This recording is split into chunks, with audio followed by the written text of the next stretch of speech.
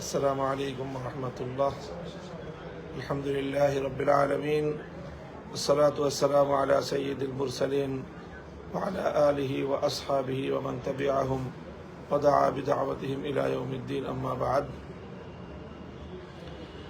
অত্যন্ত ভারাক্রান্ত হৃদয় নিয়ে আজকে জরুরি এই মুহূর্তে খুব সংক্ষিপ্ত কিছু বক্তব্য তুলে ধরার জন্য লাইভে আসলাম।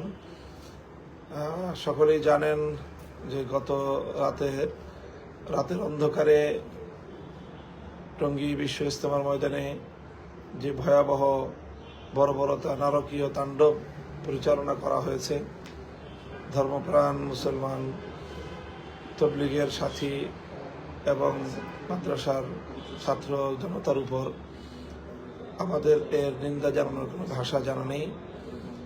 উদ্ভূত পরিস্থিতিতে আজ এখন এই মুহূর্তে গোটা বাংলাদেশ অগ্নিগর্ভ হয়ে আছে।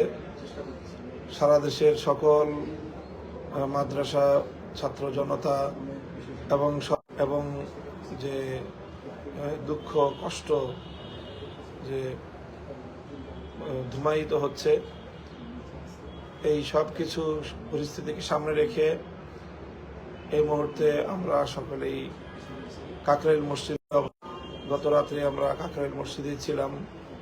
এখান থেকে আমরা প্রশাসনিক লোকজনের সঙ্গে যোগাযোগ সহ বৈষম্য বিরোধী ছাত্র আন্দোলন নেতৃবৃন্দ সহ আমরা সারা রাত এখানে বিনিদ্র রজনী কাটিয়েছি। আমরা এখান থেকে সংবাদ পেয়েছি যে কিভাবে তবলিগের বিশ্ব ইজতেমার মাঠে 2018 পয়লা ডিসেম্বরের মতো আবারও 2024 সালের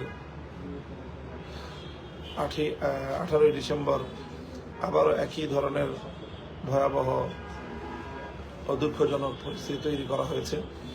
এই পরিস্থিতিতে আমরা কাকরাইলের মুরব্বী সহ ওলামায়ে কেরামের পরামর্শক্রমে আজকে সকাল বেলা 11টায় কাকরাইল মসজিদে ওলামায়ে কেরামের ওলামা সম্মেলন আহ্বান করা হয়েছে। এই ওলামা সম্মেলনে উপস্থিত হওয়ার জন্য ঢাকা এবং ঢাকার আশপাশের সকল আলেমদেরকে আমরা আহ্বান জানাচ্ছি।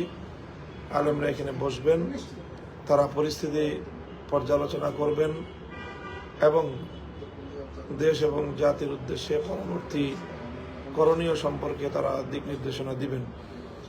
এই মুহূর্তে আমাদের জন্য সবচেয়ে গুরুত্বপূর্ণ দায়িত্ব হবে আজকের ওলামা সম্মেলনকে সফলকাম করা। কোনো